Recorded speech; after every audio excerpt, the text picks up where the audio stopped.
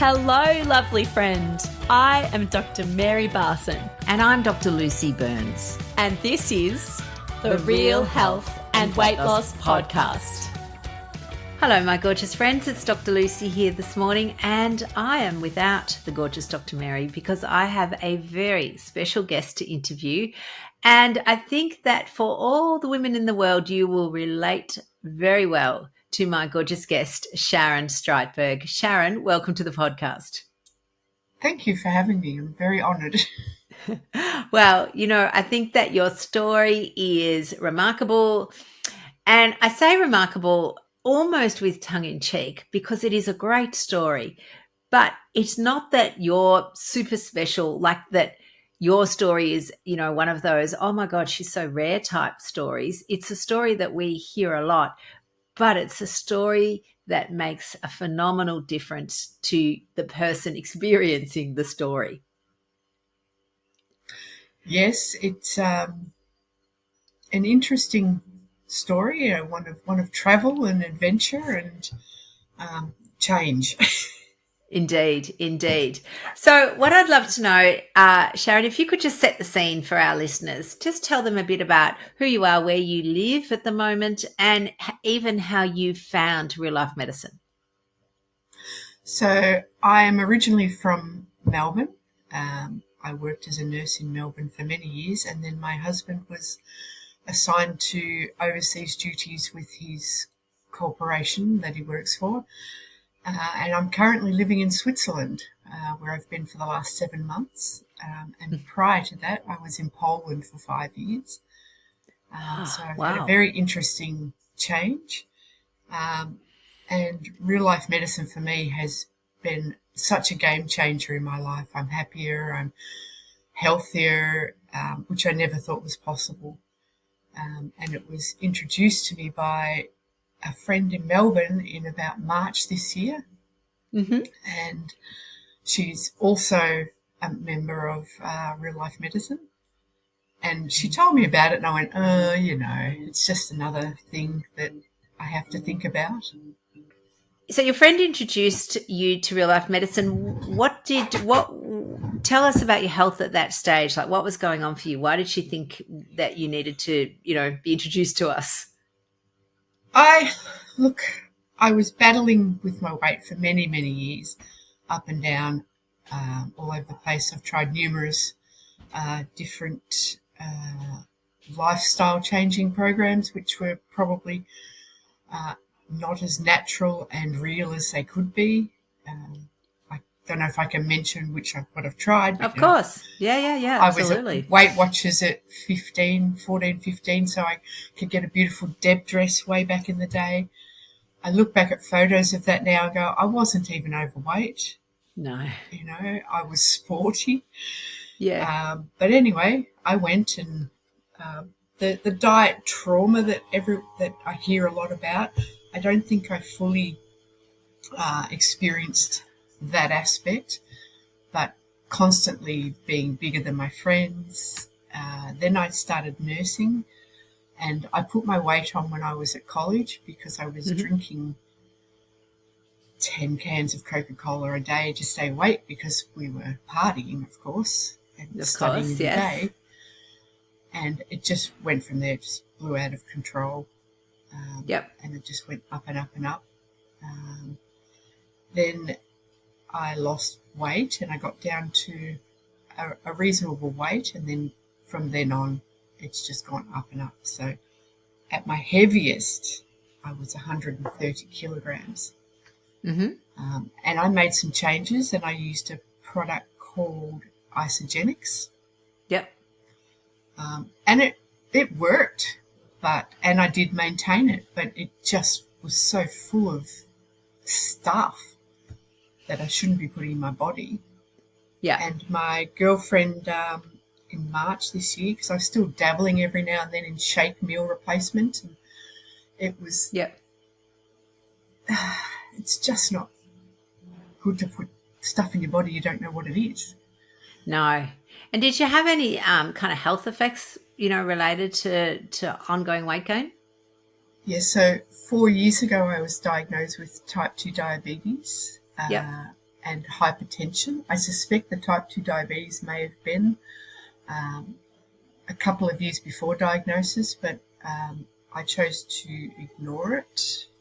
I have this nurse, good nurse, bad nurse. The good nurse says I should do this, and this is what I teach my patients and my clients.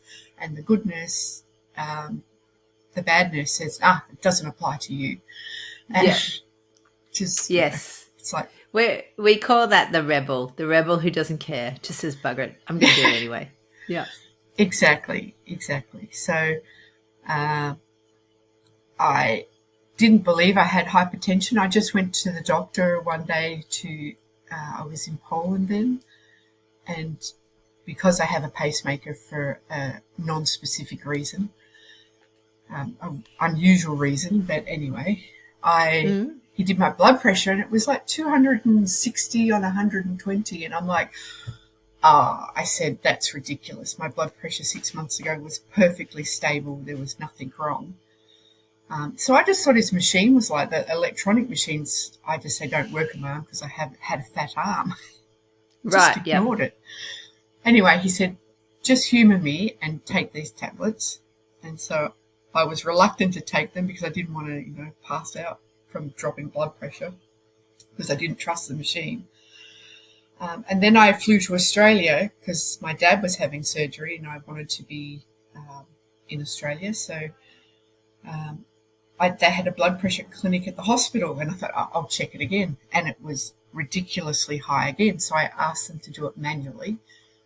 And they said, no, it's definitely high. So I ended up then agreeing with my doctor, thinking, wow, what has changed? And I was checking my glucose levels at that time after the doctor had told me, and they were high. I think the week before I came to Australia, I was getting readings of 10 or 12 and up to 18, and I just thought, I just couldn't believe it. It was like total denial. And the warning signs were there, you're getting up in the night to go to the bathroom. I was drinking water.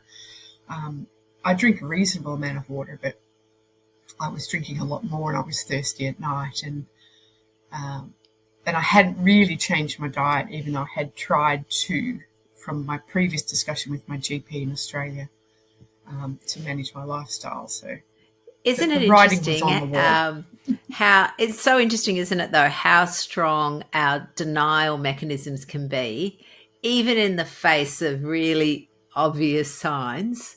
And as you said, you're a nurse, so you knew, but your brain goes, oh, no, it can't possibly be true, and it doesn't want to know about it, so it just runs away and hides. Exactly. It was quite bizarre, and I just said to my husband recently, I can't believe everything I thought was true is not true. Mm-hmm. And I was teaching at one of the universities in Australia in the nursing school, and I'm teaching nutrition, and I'm now realising how I'm teaching the wrong thing. I'm teaching the guidelines, but for me, as someone with clear metabolic disorder, it's not the guidelines that I needed to follow. No. So that was a really perplexing situation for me. Absolutely. So you came home and you met up with your friend, and she said, "Oh, I know this real life medicine crew. You should have a look at them." And what did your brain do then? So what happened to have that discussion is when I arrived in Australia in October last year, 2022, to settle my kids back in Australia because they've been living overseas with us, and it's time for them to start their life university after finishing high school.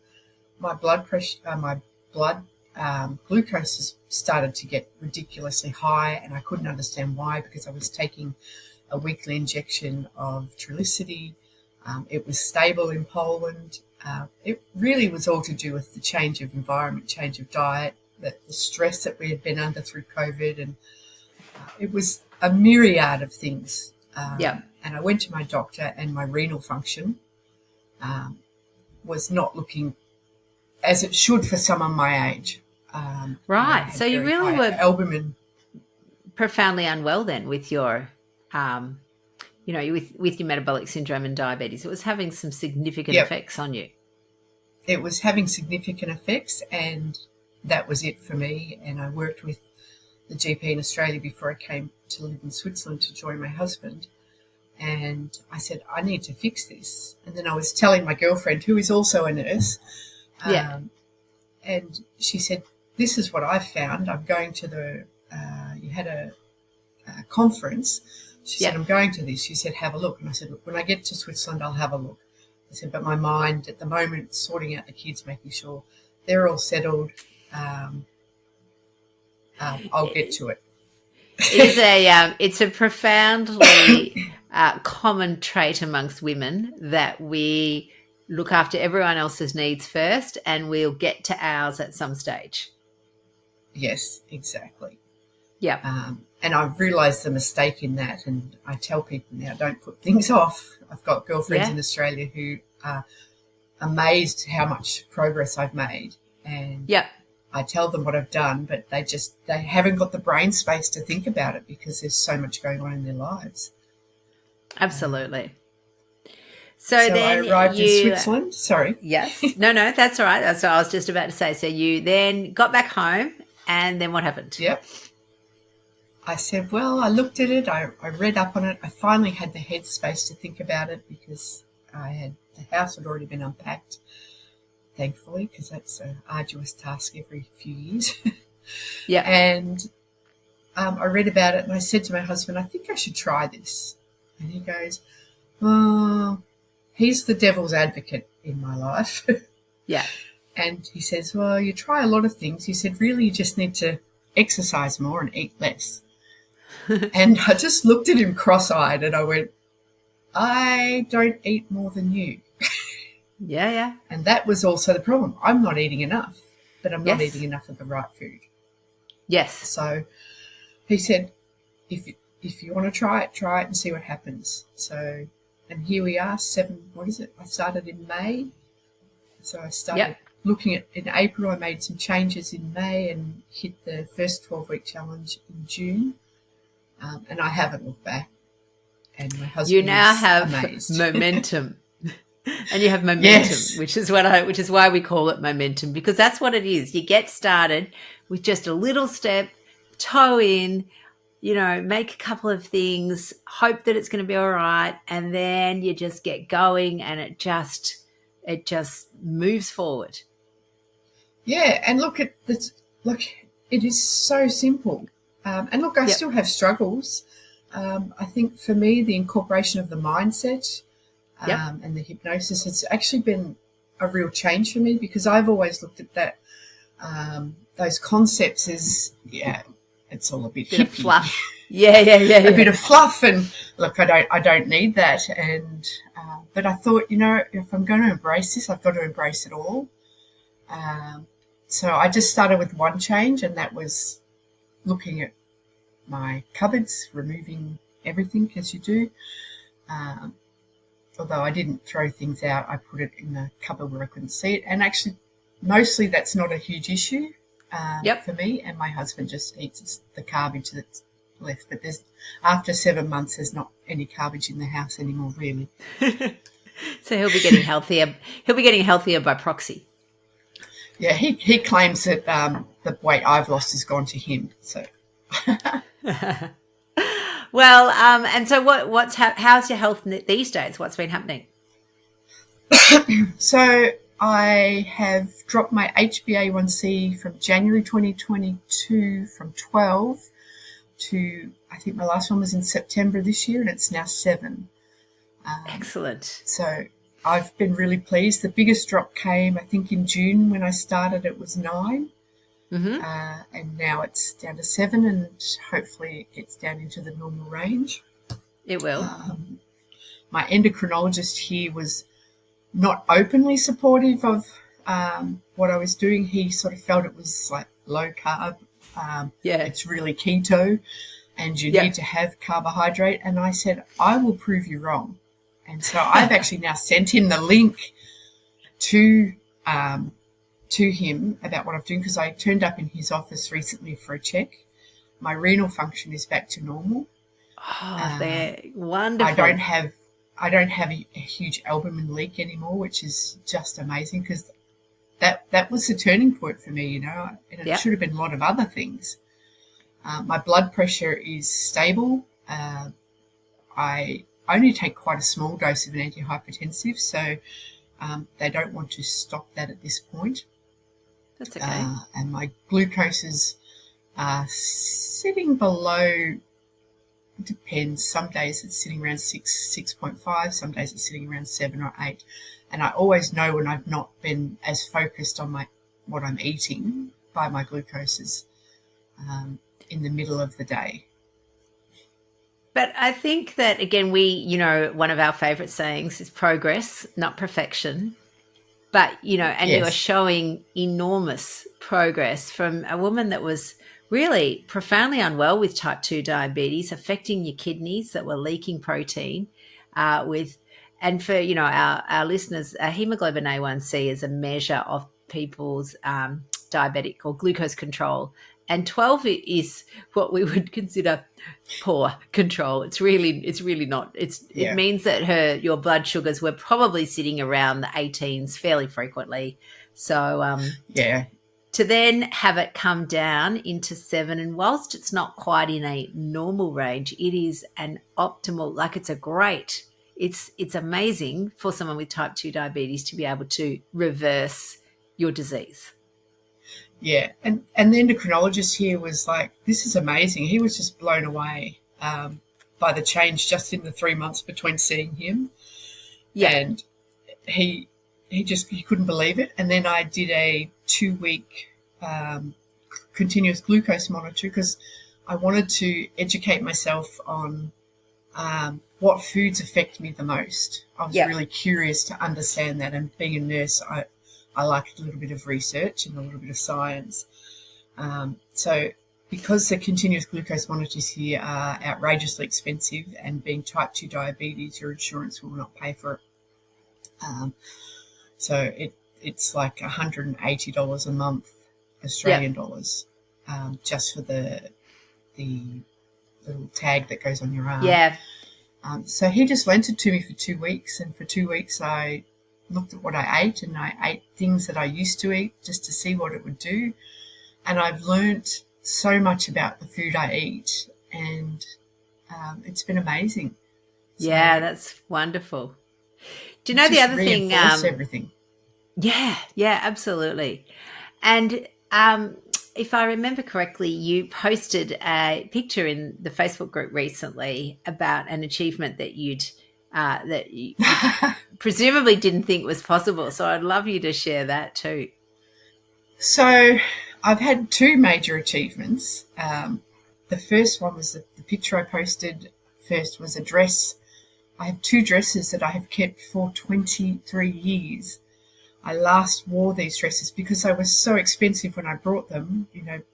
23 years ago now they're not so expensive, but I last wore that dress 2 weeks before my wedding, and it was firm then and a little bit too curvy, and it was probably shouldn't have been wearing it. And now I put it on and it was loose. So I pulled out the second one and it was loose, and I was just like, I was so excited. I just stood there and cried. It was it was so funny. My husband goes, "Why are you crying? You look amazing." And I went, "I know, but I never thought I'd wear these again. They've travelled the world with us. The dresses have been to 8 countries." Yeah, wow. One of them I'd worn once and it was too firm, but to a Melbourne Cup event somewhere where we were living. And, I cried my eyes out like a baby. It was like laugh cry. Yeah. Joyous cry. Yeah, and my second big achievement recently is I participated in the Lausanne Marathon, the 10K event. I did the walk and nearly got mowed over by the Nordic walkers that they walk with their sticks, because they move like stealth. Yeah. But I finished it, and I finished it 5 minutes under what I expected I'd finished it. So I was pretty happy. So walking the 10K, that's something you never thought you'd be able to do, this time last year. This time last year, that would not have been possible for me. I I would have struggled with the distance. I would have struggled with the muscles, feet, although my feet are pretty strong. And just my fitness was shocking. So I would have said in May this year, I could not have done it at all. There was one hill, and it's a very minor hill, but I felt that, but in May this year I couldn't walk up that hill. Now I can without stopping. So wonderful. And so they're all amazing achievements. Oh, totally. And when you posted that picture in the Facebook group, everyone was so happy for you.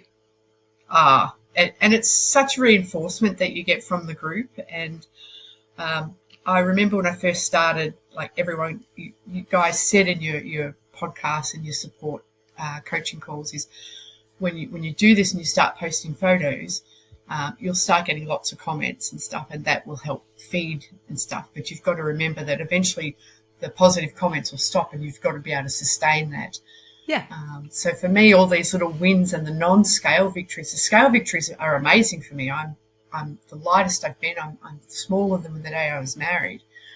Yeah. In 2000, and so these are all victories that sustain me. And seeing everyone else's victories, it's like we can do this. It's been an incredible journey and not something I ever thought would happen. Amazing. And I think one of our sayings in Momentum is that you're doing it for yourself but not by yourself. Yeah, exactly. I don't feel alone, and if I'm having a bad day, I can post about it and get support, and someone else will say, oh, I'm having a bad day too, this is what I've done. And so I found that environment really helpful. Adding the meditations.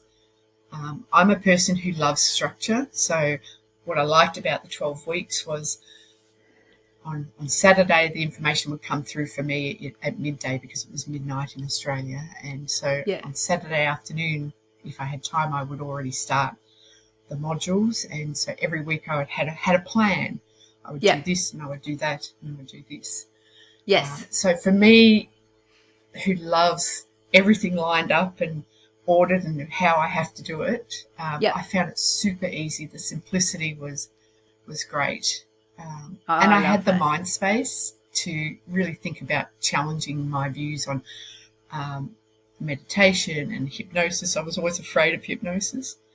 Yep. Because, you might end up doing something you shouldn't. There is no quacking. Ridiculous. No quacking like a duck on our hypnosis. So I found it super simple. So I'm probably struggling a little bit now because the structure is not the same. The material's there, but it's not like it's new every week. There's so much to fish through. But I'm also doing intensive French at the moment because part of my visa conditions is to learn French. And let's say on ne sait pas, I don't know how good I'm doing. But I have an exam coming up, and hopefully it'll be done and dusted in 10 days, and then I can refocus again on getting my structure back. Indeed. So I guess for you it has it's had a profound change. You've had a profound change. I can't believe I've had I kick myself every day. It's like I cannot believe it. I see my shape go past a window and I'm actually looking at myself. I'm not like trying to hide. Oh, I love that. I am going to need new clothes. Good luck, bad. That's the good luck, bad luck thing of weight loss, isn't it? Yes, exactly. Yes. It's a good thing. And do you think that this is, something that you'll be able to maintain? Like, because that's been a lot of people go, I don't think it's sustainable.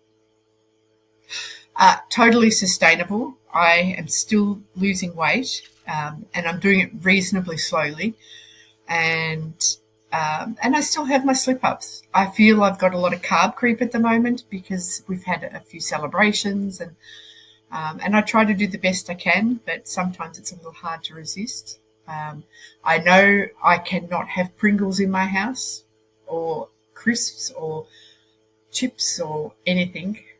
Because I love them.